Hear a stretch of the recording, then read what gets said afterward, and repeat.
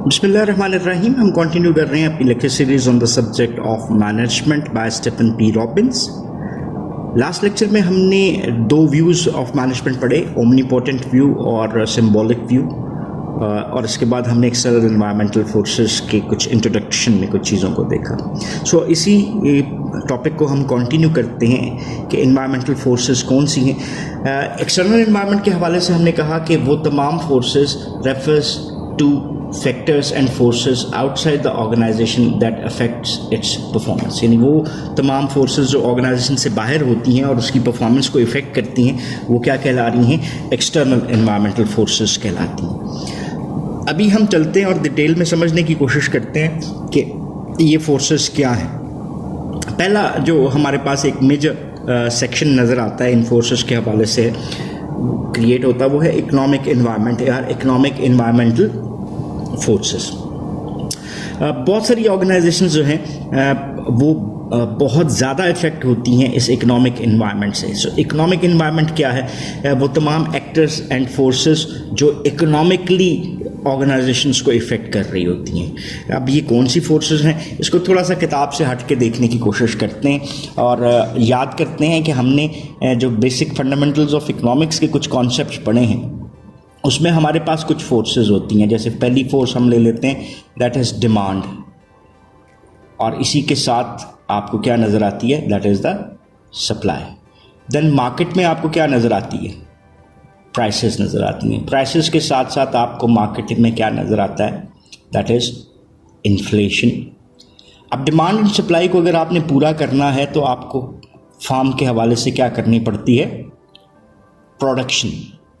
फिर इसके बाद आपके बैलेंस ऑफ पेमेंट होता है, that is a balance of imports and exports. फिर इसके अलावा आपकी मॉनेटरी पॉलिसी आती है जो कि आपके मुल्क में पैसे की सप्लाई को कंट्रोल कर रही होती है। देन आपके पास अर्निंग्स हैं जिसकी हम बात करते हैं फिस्कल पॉलिसी। इसके अलावा आपके पास बिजनेस साइकिल बनता है, ठीक है, ये बिजनेस साइकिल बनता है जो कि इन्वायरमेंटल फोर्सेस जो इकोनॉमिक फोर्सेस हैं उसका एक कॉम्बिनेशन। और देन आपके पास एम्प्लॉयमेंट या दोनों में से जो मर्जी बात कर लें, दैट इज़ अनएम्प्लॉयमेंट का एक स्टेटस बनता है। तो ये तमाम फोर्सेस जो मैंने लिखी हैं, ये कौन सी फोर्सेस हैं? इकोनॉमिक एनवायरमेंटल फोर्सेस हैं। इसको there are many more as well, लेकिन जैसे आपका एक्सचेंज रेट बहुत इंपॉर्टेंट एक फोर्स है कि आपकी करेंसी का exchange rate against the other currency क्या चलता है। इसके लिए एक छोटा सा एक एग्जाम्पल से क्रिएट करते हैं। जस्ट एक एग्जाम्पल फर्ज करते हैं, मैं इसको यूज़ करता हूँ डिमांड कोड। अगर आपकी डिमांड प्रोडक्ट्स की मार्केट में इंक्रीज़ करती है तो आपको क्या इंक्रीज़ करना पड़ेगा? आपको सप्लाई इंक्रीज़ करनी पड़ेगी। अब सप्लाई इंक्रीज़ करने के लिए आपको क्या करना पड़ेगा? आपको प्रोडक्शन को इंक्रीज़ करना पड़ेगा। प्रोडक्शन अगर इंक्रीज़ होती है तो आपकी एम्प्लॉयमेंट का जो स्टेटस है वो मुल्क में बेहतर हो जाएगा। अब एम्प्लॉयमेंट स्टेटस बेहतर होने से लोगों की अर्निंग जो सी है वो भी क्या हो जाएगी? एज अ होल इंक्रीज़ करेगी। इस इंक्रीज अर्निंग की वजह से आपकी प्राइसेस के ऊपर क्या इफेक्ट पड़ेगा? प्राइसेस इंक्रीज होंगी which is termed as inflation. जब इन्फ्लेशनरी प्रेशर ज़्यादा हैं तो लोगों की बाइंग और परचेजिंग पावर क्या हो जाएगी? ये मैं यहाँ पर लिख देता हूँ, शॉर्ट ही लिख रहा हूँ। बाइंग पावर क्या होगी? ये कम होगी। अब इसका इफेक्ट क्या आएगा? जब लोगों की बाइंग पावर कम है तो डिमांड कम होगी। डिमांड अगर कम हुई तो ओवरऑल सप्लाई पे क्या इफेक्ट आएगा? वो भी नेगेटिवली इफेक्ट होगी, वो भी कम होगी। सप्लाई कम अगर हुई तो आपको प्रोडक्शन भी क्या करनी पड़ेगी? कम करनी पड़ेगी। देन अगर हम इसी तरह से इसको और आगे लेकर चलते हैं तो ओवरऑल जो आपकी एम्प्लॉयमेंट का स्टेटस है वो भी अनएम्प्लॉयमेंट में बदलने लग पड़ेगा। क्यों? क्योंकि प्रोडक्शन कम हुई तो हमने लेबर को कम कर दिया तो अनएम्प्लॉयमेंट बढ़ने लगी। और ये चीज़ हमारे सामने क्या बनाती है? एक बिजनेस साइकिल। ये देखें, चलेंगे जैसी भी डायग्राम बन गई, ये साइकिल देखें यहाँ पर ख़त्म हो रहा है, देन फिर साइकिल आपको फिर आगे मूव करता हुआ नज़र आ रहा है। अगर आपको बिजनेस साइकिल इकोनॉमिक्स से याद हो तो उसकी 4 डिफरेंट स्टेजेस हम बनाते थे। ये 4 स्टेजेस क्या थी?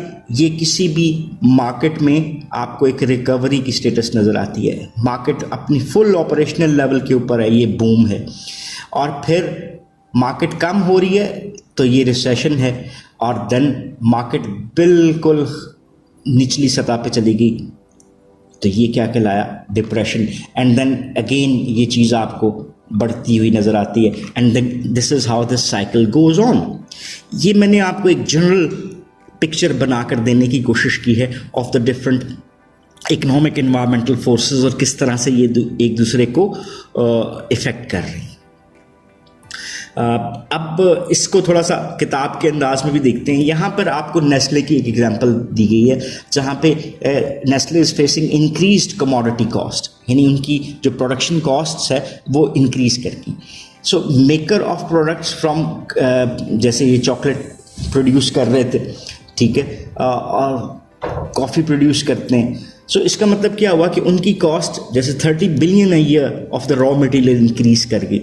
अब इस इंक्रीज कॉस्ट की बुनियादी रीज़न आपको क्या नज़र आती है कि उनको जो रॉ मटेरियल्स मिल रहे हैं वो उनको कॉस्टली मिल रहे हैं, जिसकी वजह से उनकी production cost and prices effect कर रही हैं। अब ये इंक्रीज प्राइसेस किसका हिस्सा है? एक वॉलेटाइल इकोनॉमिक फैक्टर है जो कि ऑर्गेनाइजेशन को फेस करना पड़ रहा है। सो मैनेजर्स क्या है, उनको अवेयर होना पड़ता है इस इकोनॉमिक फोर्सेस के हवाले से, ताकि वो अपनी ऑर्गेनाइजेशन के लिए बेसिक डिसीजंस ले सकें और ऑर्गेनाइजेशन को on the right track of performance रख सकें। इसके अलावा इन्हीं फैक्टर्स को, जैसे मैंने आपको एक्सप्लेन किया, ये ग्लोबली भी इफ़ेक्ट कर रहे होते हैं। यानी हम ऑर्गेनाइजेशंस को ले सकते हैं ना, जैसे लोकल ऑर्गेनाइजेशंस आपको नज़र आती हैं, देन नेशनल ऑर्गेनाइजेशंस नज़र आती हैं, एंड देन आपको मल्टी नेशनल्स नज़र आती हैं जो कि ग्लोबली काम करती हुई नज़र आ रही हैं। ये इकोनॉमिक फैक्टर्स, जैसे लोकल फॉर्म है तो उसके ऊपर लोकल फैक्टर्स ज़्यादा इफेक्ट कर रहे होंगे, national economic factors national organisations के ऊपर, और जब आप एक मल्टी नेशनल्स पे जाते हैं तो जो ग्लोबल एनवायरमेंटल फोर्सेस हैं वो भी उसको इफेक्ट कर रही होती हैं। हमारा कहीं पे भी ये कहने का मकसद नहीं है कि लोकल के ऊपर ग्लोबल फोर्सेस नहीं करेंगी या नेशनल, लेकिन निस्बतन कम करती हुई नज़र आती हैं। सो ये तो हमने एक बेसिक अंडरस्टैंडिंग क्रिएट की ऑफ द इकोनॉमिक एनवायरनमेंट। अभी आगे मूव करते हैं और देखते हैं डेमोग्राफिक एनवायरनमेंट क्या है। डेमोग्राफी को डिफाइन करना हमारे लिए ज़रूरी है कि demography is the density. Have you ever heard of this phrase कि ये क्या है? जैसे हम साइज़ की बात करते हैं या किसी भी कंट्री की पॉपुलेशन के कैरेक्टरिस्टिक्स की बात करते हैं, तो ये क्या चीज़ें होती हैं? जैसे किसी भी कंट्री में आपको एज ग्रुप्स नज़र आते हैं, तो age is a demographic factor. Then आपको जेंडर नज़र आती है, जैसे मेल और फीमेल। सो एज के साथ जेंडर, देन आपको इनकम का लेवल नज़र आता है, एजुकेशन का लेवल नज़र आता है, and many more forces like that. ये सारे के सारे फैक्टर्स जिसका मैंने अभी आपके लिए जिक्र किया, ये कौन से फैक्टर्स कहलाते हैं? These are the demographic factors. जो किताब का कॉन्टेक्स्ट है उसमें अमेरिकन कॉन्टेक्स्ट में 3 जनरेशन्स का जिक्र किया गया, जिसको बेबी बूमर्स, जनरेशन एक्स और जनरेशन वाई के नाम से बुलाया जाता है। अब डेमोग्राफिक इन्वायरमेंट मैनेजर्स को किस तरह से इफेक्ट करते हैं, मैं आपके लिए शॉर्ट एग्जांपल क्रिएट करता हूं जो कि आपको सपोर्ट करेगी। यहाँ पर हम लिख लेते हैं जी, जैसे हमने कहा अगर एज है और इसका इफेक्ट देख लेते हैं, तो different age groups have different products requirements. अब जैसे फॉर इंस्टेंस गेमिंग, तो गेमिंग किसकी एक ज़रूरत है? आपको यंगर एज की नज़र आती है, children, and then young adults आपको नज़र आ जाते हैं। लाइब्रेरीज किसकी रिक्वायरमेंट है? Elderly people and older people. So इसका मतलब क्या हुआ कि एज के हवाले से कमोडिटीज़ की रिक्वायरमेंट फ़र्क आपको नज़र आती है। देन अगर हम लेते हैं जेंडर को, तो आपको इसमें बहुत सारी डिफरेंसेस नज़र आते हैं। लाइक अटायर की अगर हम बात कर लेते हैं, कपड़ों की, तो there are different sector for gender, and then gender और एज को इकट्ठा कर लें तो जेंडर में डिफरेंट होना एंड देन एज में ग्रुप में डिफरेंट होना, फिर इसके बाद इनकम स्टेटस, आपका सोशल स्टेटस जिसमें आप फॉल करते हुए नज़र आते हैं। ये तमाम फैक्टर्स ऑर्गेनाइजेशंस को इफ़ेक्ट कर रहे होते हैं क्योंकि उनको उसी के मुताबिक अपनी प्रोडक्ट्स और सर्विसेज को डेवलप करना पड़ता है। So this is how demographic environment जो है वो इफ़ेक्ट कर सकता है किसी भी ऑर्गेनाइजेशन को। देन कुछ फोर्सेस हैं जिसका आपको यहाँ पर डिटेल में उस तरह से व्यू नज़र नहीं आ रहा, जैसे हम पॉलिटिकल एंड लीगल फोर्सेस की बात कर लेते हैं, political environment and political and legal environment. Laws rules and regulations कौन बनाता है किसी भी कंट्री में? ये पॉलिटिशियंस कर रहे होते हैं, और ये लेजिस्लेशन यानी जो हम लॉज बनाते हैं ये भी पॉलिटिशियंस का काम है। आपको एक चीज़ नज़र आती है, जस्ट एक एग्जांपल, हमारे इर्द गिर्द के पाकिस्तानी सिनेरियो की बात करते हैं तो हमारी एक बहुत बड़ी प्रोडक्ट है जो वीट है, गंदम। अब फॉर इंस्टेंस मैं वीट ट्रेडिंग का काम करता हूँ और गवर्नमेंट ने लॉ कर दिया है कि inter provincial trade off wheat is not allowed, तो ये एक लीगल बिजनेस आपको क्या नज़र आया? इलीगल होता हुआ नज़र आ गया। किस बिना के ऊपर? कि just laws rules and regulations change हो गए। फिर अगर हम इसको थोड़ा सा और इन डेप्थ में लेकर चलते हैं तो कई बिजनेसेस ऐसे हैं जिसके लिए जब तक कि आपको कहीं से अप्रूवल नहीं मिलता, लाइसेंसिंग नहीं होती, तो आप नहीं कर सकते। So again laws rules and regulations क्या करते हैं? इफेक्ट कर रहे होते हैं ऑर्गेनाइजेशंस को। देन इसके बाद अगर हम अगली फोर्स जो कि हमारे पास यहाँ पे डायग्राम में भी दी हुई हैं उसको हम देख लेते हैं, तो वो क्या है जी? Social and cultural. What is social and cultural force? Social and cultural forces. Culture के इन्वायरमेंट को हम थोड़ी देर बाद अलग से लेक्चर में भी डिस्कस करने जा रहे हैं। यहाँ पर जैसे सोसाइटी है उसके कई हिस्से आपको नज़र आते हैं, उसकी प्रेफरेंसेस क्या हैं। सोसाइटी में आपको सोशल क्लासेस नज़र आती हैं, ऐसे upper class, lower class, middle class, and then culture में आपको नॉर्म्स नज़र आती हैं, वैल्यूज़ नज़र आती हैं जो कि सोसाइटी होल्ड कर रही होती है। आपकी जितनी भी प्रोडक्ट्स एंड सर्विसेज हैं क्या वो उस नॉर्म के मुताबिक होंगी? यस। जस्ट एक एग्जांपल, अगर हम बात करते हैं वाइन की, तो क्या हमारे इन्वायरमेंट में, हमारी सोसाइटी और कल्चर में क्या मैं इसका बिजनेस कर सकता हूँ? Which is forbidden by law भी नहीं है, और बाय आर कल्चर भी इसकी सपोर्ट मौजूद नहीं है, but in any European country it is possible. So society और कल्चर। फिर इसके बाद हम अटायर की बात करते हैं, तो हम कौन से कपड़े यहाँ पर पहनते हैं, कौन से कपड़े प्रमोट करते हैं, ऑर्गेनाइजेशंस किस किस्म के ड्रेसेस बनाती हैं, वो भी कल्चर के मुताबिक आपको नज़र आता है। देन और अगली फोर्स को हम देखते हैं which is technological force. Technological force क्या होती है? Technology has important role in managerial decision making. आपको रिक्रूटमेंट एंड सिलेक्शन के ऊपर ले चलते हैं जी।